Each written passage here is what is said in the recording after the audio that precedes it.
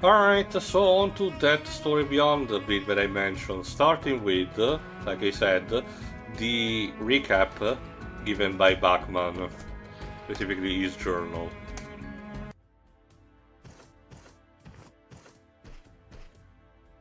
Bachman, you and Alisa go ahead to the rendezvous point. Now we're basically introduced to the camping. I'll gather up our fallen allies, then we can talk about what to do next. Oh, and if you see a crazy old man with a sword, steer clear of him. Well, I Bachman think he's was off his there meds. when Masamune arrived.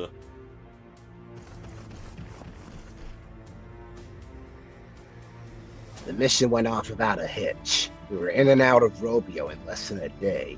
We found all the missing soldiers. So, episode already over, right? Unfortunately, there was only one survivor, and there was hardly any opportunity to film the inspiring deeds of our quote-unquote hero.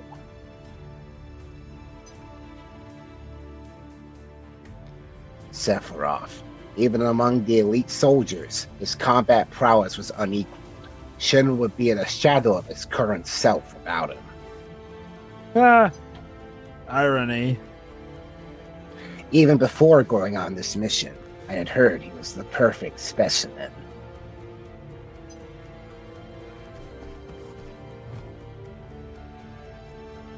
But not even the wildest rumors prepared me for what he was truly capable of. He was far beyond human. And yet, in the end, he was but a human, delusioned by Genova. That was, as long as he was holding his sword. Once it was sheathed, his cracks were all too obvious.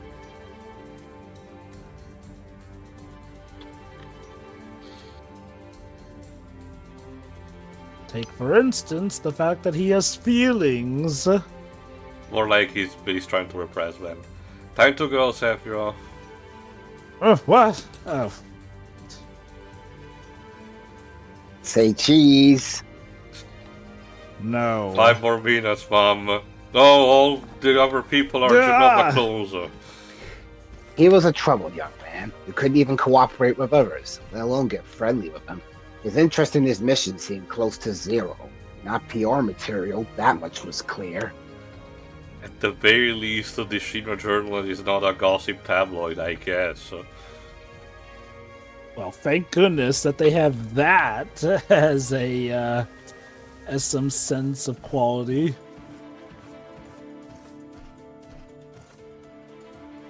But it's my job to make him shine.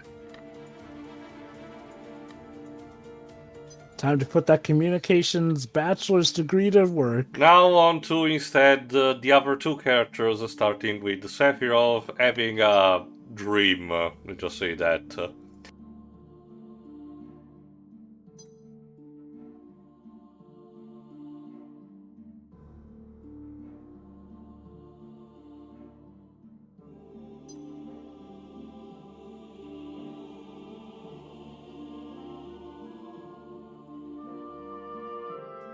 Sephiroth? Sephi? Ooh, only my mother calls me Sephi. Sephiroth? Sephiroth, wake up! 10 Kinda like minutes. that. Slapping him. Mother?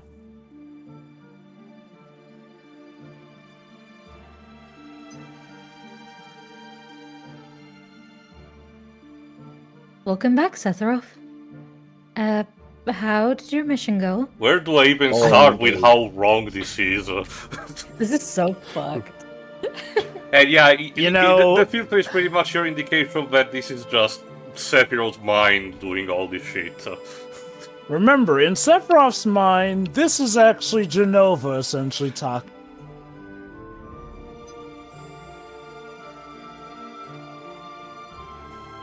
Mother, what are you doing here? This Why is did also you a hit false on me back memory. in the forest?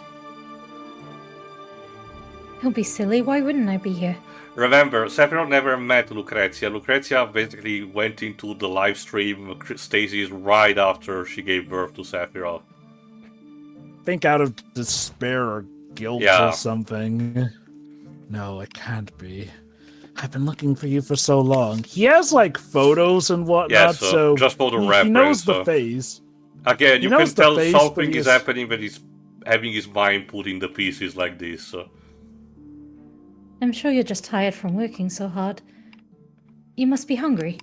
I'll make your favorite. Alright, now we're about to get a soul call of back to, innocence. of all things, the Halloween event. Remember that? What? Wow. Oh.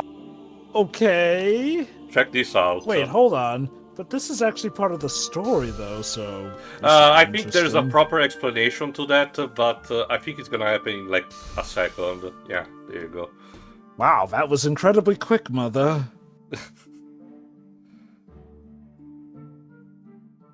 Pumpkin soup. Okay. Here's in my hands, just like I remember it. My tinfoil hat of this is that this was one of Lucrezia's favorite dishes. So Sephiroth, by proxy, inherited that kind of memory because Genova kind of stuff. So during the Halloween event, he had that sense of nostalgia. Given that we've established that Mako can cause someone to imprint on someone they're close to, that would be interesting if Sephiroth legit absorbed some of his mother's being into him, essentially. Now, if only he'd had a good father to show him the right way instead of about Hojo. that. Yeah. What's gotten into you? I make pumpkin soup every day. Or do you just like it that much? You know, I remember way back in the day when there was this old theory that most people had that it wasn't realizing that he was a lab experiment that drove Sephiroth insane. It was finding out that Hojo was his father's what made him decide, okay, nope, the human race needs to go.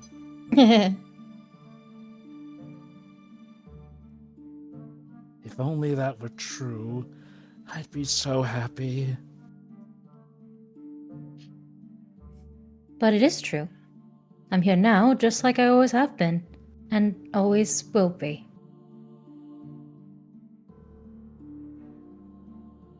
It does not help that she has the same pose that Aerith has whenever she's flirting with Cloud. I also had to question the air ornament that is holding her ponytail. It's like a mummy bandage. Yes, yes, of course.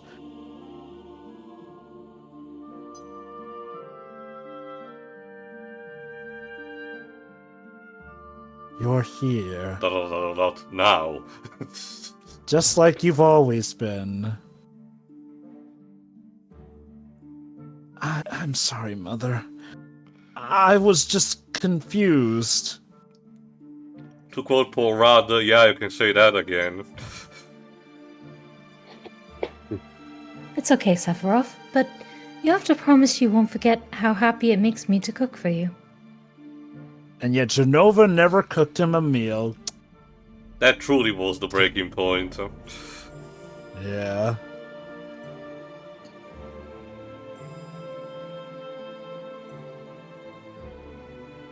I legit do wonder if a lot of these are plot details that at some point Square was planning to stuff into the remake trilogy, and might still at some point with DLC. It's more about, well, remember, Jova, this is clearly just a companion piece of a remake saga, so this serves as a literal tie-in. Oh, of course, but my point is, a lot of these plot points, I do wonder if they wanted to initially just fit into the whole Blooming game itself until diverging some of it off to Ever Crisis. I made something else for you, too. It's a good luck braid. I hope it makes your work just a little bit easier. And he never wears a braid as he grows up because he lets that long, luscious lock of hair flow free. It's beautiful. Put it on your sword.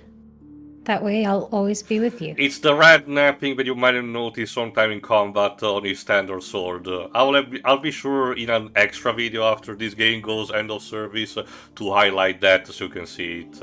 At least the standard Fair one. enough. Remember, this story is how Sephiroth gets the Masamune, so this is also symbolic of him not having that anymore.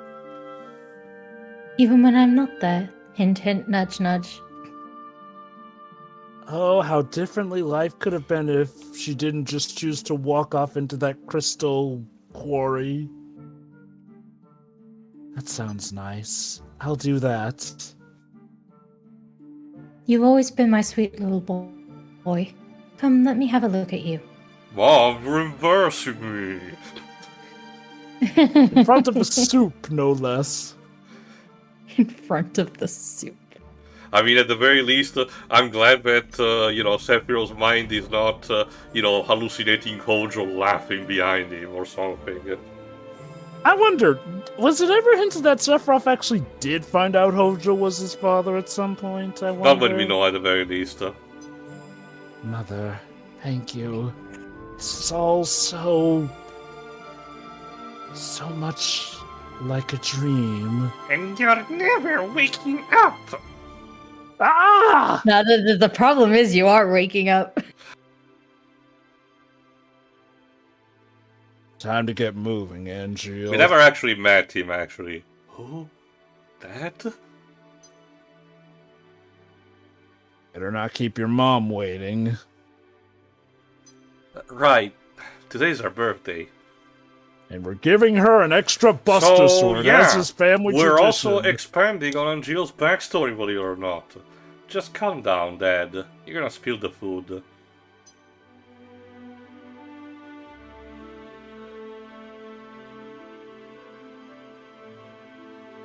You've made more? I don't know if we can eat it all. Honestly, I feel like it was a missed opportunity that Crisis Core, the remake, didn't add in some of these scenes, honestly. Not just that, like he said, this is literally a glow-up for Angeal because instead of just doing me, oh no, and dreams and shit, he feels like an actual character. Yeah, it's like, it always baffled me that Crisis Core... Capital D, Dad, and I. Jesus. I always did find it weird that the Crisis Core remake was ironically the opposite of the issue with the remake trilogy, whereas that one is technically not a remake but a sequel. Crisis Core is literally just the exact same game but with newer voice Like acting. we said, Jova, it's weird to have people get caught up for stuff that get told in Rebirth, basically. And it does give people context as to why it's insane that Zack survives that scene in the remake as well.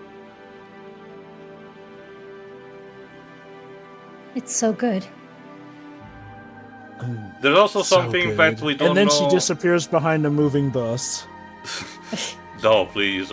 I'm glad to hear that. There's also something that we don't know yet about Angeal's family I would like to mention when we get caught up with something in Crisis Core. Especially since I learned all of this from you. I want to show off more of the repertoire you taught me, though. Oh no, his dad's a redhead. Don't tell me. It turns out his dad's the real father of Genesis. So I'll cover the cooking for the next few days. Remember what he said in Butai to Zack. His family was relatively poor, but they always had each other to, sustain. I don't deserve all this. It makes me feel guilty.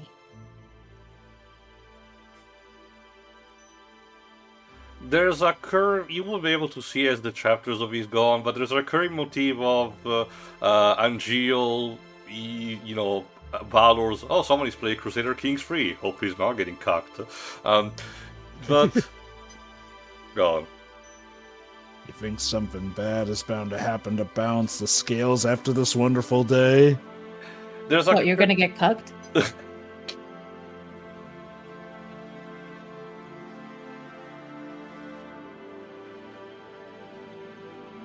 A recurring motif that you will see in these chapters is that Angeal, as his country bumpkin status, as a sort of, it is appearing as a sort of way of him resisting to whatever's happening in this, and trying to make the others' reasoning, tell you like it is. You'll be able to see. I will elaborate later. I'm just helping out where I can.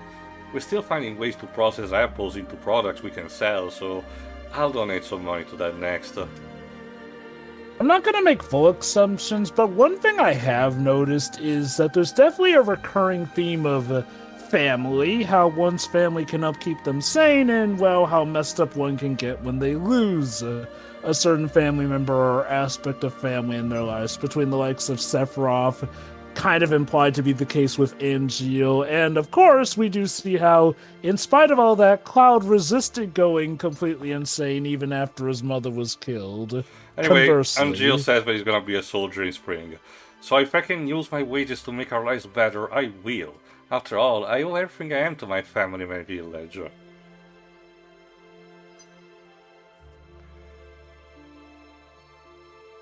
Are you sure that's what you want to do? It's dangerous work, isn't it?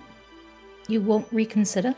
Mother, Oh, I don't worry, just Dylan. If told anyone- a very detailed exposition about what I was going to do anyway. I believe it. And we're proud of you for Now, that, son. There's again, I joke, but I argue this is one of those cases where there's a reason why this is happening. Again, this is not clearly natural what's happening. I just want things to be easier for you. After all the hardships you've been through, you deserve to finally relax. A 7 Nothing character who will wants make to me be a happier. soldier.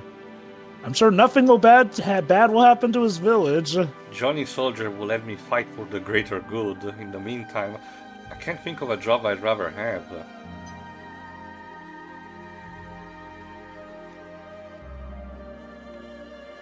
If you've decided, then I'll do everything I can to support you. Even let you kill me. Yes. To be fair, Crisis Core framed it, yes, as Angeal did it, but for all we know, it might have been Genesis and Angeal did nothing to stop him. So... That's what happened. Again, that's why Dweebs gets pissed off when something happens off screen, because it could be anything. Yeah. Then let's raise a glass to my lovely wife and my extraordinary son. Cheers.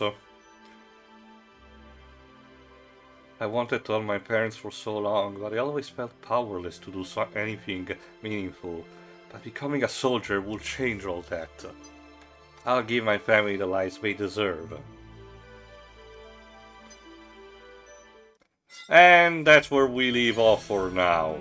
Now, when we get back to this episode, obviously there will be something more than just a simple evacuation, even though the characters are claiming they're already done.